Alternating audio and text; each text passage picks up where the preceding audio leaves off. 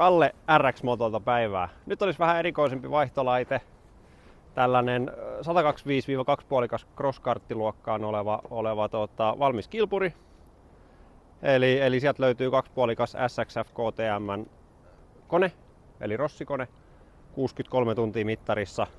Öhdinsiiskarit ja 6-mäntäinen takajarru. Pitäisi olla ihan valmis pelikilpuriksi, että tänä syksynä ajettu viimeiset kisat ja ihan kohtuullisella menestyksellä.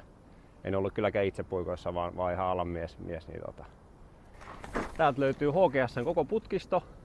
Sitten on tämmönen ihan reilun kokoinen syyläri, pysyy vehkeet viileänä ja sitten tietysti, kuten kuuluu, niin takavalo löytyy myöskin.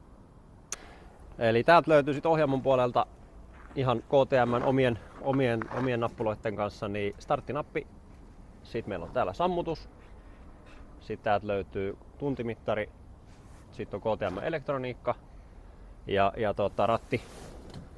ratti ihan pikakiinnityksellä ja sitten täällä on käsijarru ihan vaihteisto normaalisti. Ykkönen eteen ja loput taaksepäin. Ja sitten löytyy kytkin, jarru ja kaasu löytyy polkimelta. Eli tällainen olisi meidän crosskartti.